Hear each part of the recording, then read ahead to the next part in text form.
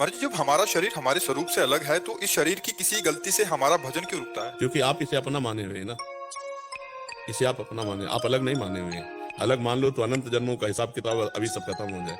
आप अलग नहीं माने हुए हैं, इसमें चतुराई नहीं चलेगी। अवश्य में भोक्तव्यम कृतम कर्म शुभाशुभम। आप खा रहे हैं, पी रहे हैं, सोच जा रहे हैं, आप अच्छे बुरे कर्म कर रहे हैं, आप स्वाद ले रहे हैं, तो आपको नरक भी जाना पड़ेगा, आपको स्वर्ग भी जाना पड़ेगा, आपको दंड भी मिलेगा, आपको विक्षेप भी होगा, आपको विपत्तियां भी होंगी। आप इन्हीं से हट जाओ। जब हम जान गए कि हम शरीर नहीं, तो इसके प्रारब्ध को भोगने दो। नया कोई कर्म संकल्प पूर्वक करो मती। संकल्प पूर्वक कोई कर्म करो मती। जो कर्म हो रहा है वो भगवद अर्पित करते रहो, उसे मिथ्या समझो। दो में एक बात कर लो, गुणानुगुण वर्तनते, या तो गुणों के अनुसार हो रहा है या तो भगवान को समर्पित, अभी मुक्त हो जाओ।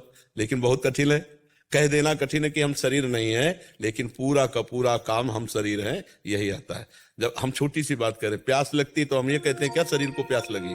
उस समय कहाँ गया था ज्ञान कि शरीर मैं नहीं हूं? उस समय कहाँ गया था? ये भूख लगी यार, भोजन पवा दो। आप उसमें इतना तन्मय हो, और जब ज्ञान की बात आएगी तो कहोगे हम शरीर नहीं है, तो इतने से माया पर विजय प्राप्त तो नहीं होगी।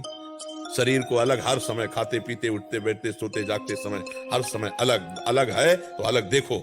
जब अलग देखोगे तो उसकी पहचान क्या है कि आप शरीर को अलग देख रहे हैं? आप इच्छा रहित हो जाएंगे। आप इच्छा रहित हो जाएंगे। आप मान लो इनके लिए क्या इच्छा करते हैं? इनके लिए कोई इच्छा नहीं करते आप, क्योंकि इनको जानते ही नहीं है। तो आप उस शरीर को जान गए हो कि मेरा स्वरूप नहीं है, अलग है, मर जाने वाला, नाशवान। इसके लिए क्या इच्छा होगी आपके अंदर? कोई इच्छा नहीं होगी। इसका प्रारब्ध है रबड़ी खाने को मिल रहा है तो रबड़ी खा लिया, इसका प्रारब्ध थप्पड़ चल रहे तो उसको शरीर सह रहा है। जैसे शरीर मैं नहीं हूं, इसकी सिद्ध स्थिति जड़ भरत जी में थी। तो एक दस्यु जो है, दस्युओं का सरदार, चोरों का, उसने एक भद्रकाली से कामना की थी कि यदि हमारे संतान हो गई तो हम तुम्हें नर बलि चढ़ाएंगे। वो तो दुष्ट स्वभाव के ही थे।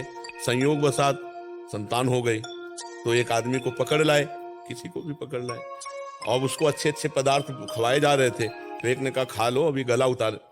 उसको ये पता नहीं था कि मुझे क्यों खवाया जा रहा है। अवसर मिला, वो भाग पड़ा, पकड़ में नहीं आया।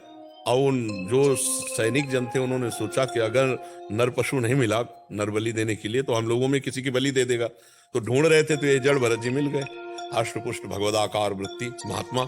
अब इनको पकड़ लाए, पूर्ण ज्ञान है, स्नान कराया गया, चंदन तिलक लगाया गया, खूब बढ़िया भोजन पवाए गए, पा रहे। सामने तलवार पूजी गई, गर्दन झुका दी गई, झुका दिया।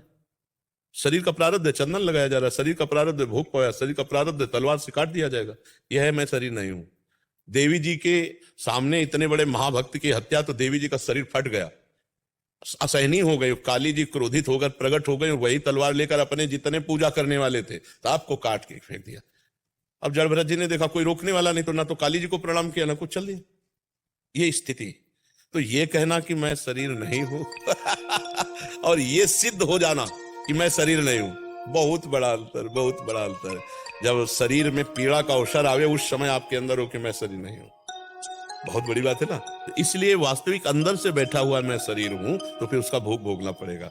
जैसे एक बगीचे में, बहुत बड़ा बगीचा था एक विद्वान ब्राह्मण का, तो गाय ऐसे चरती हुई आ गई, तो उन्होंने खेल खेल में एक पत्थर का टुकड़ा उठाया और ऐसे गाय के मार दिया, वो सीधे मस्तक पे लगी, गाय मर गई। अब गौ हत्या प्रकट हुई, और वो बड़े विद्वान थे। गौ हत्या आई और कहा मुझे स्वीकार करो, मैं गौ हत्या हूं क्योंकि तुमने मारा। तो हाथ में देवराज इंद्र का वास है, तो उनका मैंने नहीं मारा, हाथों में देवराज इंद्र का वास है, इंद्र ने मारा, इंद्र के पास जाओ। तो इंद्र के पास गौ हत्या गई, तो इंद्र ने कहा हमने कब मारा? तो बोले ब्राह्मण कह रहा है कि हाथों में देवराज इंद्र का वास है, और हाथों ने मारा तो मतलब देवराज इंद्र ने मारा। देवराज इंद्र ने कहा कुछ मिनट रुको, अगर वो सच्चा ज्ञानी है तो हम स्वीकार कर लेंगे गौ हत्या। नजदीक गए एक अच्छे धनी मानी के रूप में, और पंडित जी, अरे वाह पंडित जी, इतना सुंदर बगीचा किसने लगाया? बोले मैंने। अच्छा पंडित जी, ये बावड़ी और कुआं कितना सुंदर है, ये किसने? बोले मैंने। वाह पंडित जी, ये तो बहुत सुंदर बना है, पूरा का पूरा आपने किया है?